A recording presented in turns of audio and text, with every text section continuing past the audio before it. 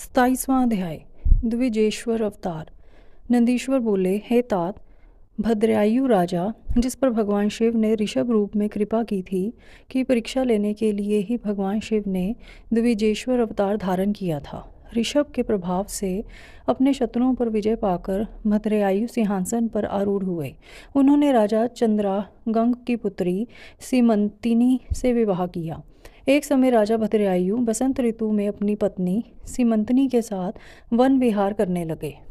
तब भगवान शिव पार्वती उस दंपति की धर्म निष्ठा की परीक्षा लेने हेतु उस वन में पहुंचे। महान लीलाधारी भगवान शिव और पार्वती जी ने ब्राह्मण ब्राह्मणी का रूप धारण किया और अपनी माया से रचित सिंह से भयभीत होते हुए राजा भद्रायु के शरण में गए और उनसे अपनी प्राण रक्षा करने हेतु प्रार्थना करने लगे। उस ब्राह्मण दंपति की रक्षा हेतु राजा भद्रायु ने तुरंत धनुष बाण उठा लिया और बाणों से उसे घायल करना चाहा, परंतु उस सिंह पर कोई प्रभाव न पड़ा।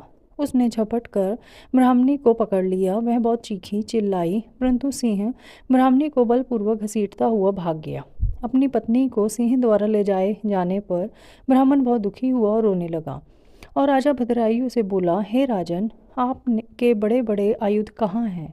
तुम्हारे पराक्रम का क्या फल है? क्या आप जंगली जानवरों के आघातों से भी दुखियों की रक्षा नहीं कर सकते? दीन दुखियों की रक्षा करना राजा का परम धर्म होता है। फिर आपने अपने क्षत्रिय धर्म का पालन क्यों नहीं किया? आपने अपने कुल का धर्म ही नष्ट कर दिया है। जो दुखी और शरणागतों की रक्षा नहीं कर सकता, उसे जीने का कोई अधिकार नहीं है। कृपण, अनाथ और दीन दुखी की रक्षा करने में असमर्थ मनुष्य को जहर खा लेना चाहिए या अग्नि में जल जाना चाहिए। उस ब्राह्मण द्वारा कही गई बातें सुनकर राजा भद्रायु को बहुत दुख हुआ। वह अपने दुर्भाग्य को याद करके शोक में डूब गया। उसने सोचा कि आज मेरा सारा पौरुष नष्ट हो गया। आज मैं एक असहाय ब्राह्मणी की रक्षा नहीं कर सका, इसलिए मुझे घोर पाप लगेगा। मेरे कारण ब्राह्मण भी शोकाकुल हो गया है। उसकी स्त्री को भी सिंह ले गया है। पता नहीं उसने उसका क्या किया होगा। मुझे अपने पापों को कम करने के लिए इस ब्राह्मण देवता को प्रसन्न करना होगा।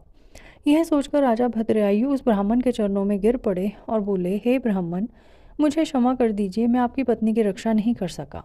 मैं अपना राजपाट सब आपके चरणों में न्यौछावर करता हूँ। यह सुनकर वह ब्राह्मण बोला, भला मैं ठहरा भिक्षा मांगने वाला एक ब्राह्मण, मैं तुम्हारे राजपाट का क्या करूँगा?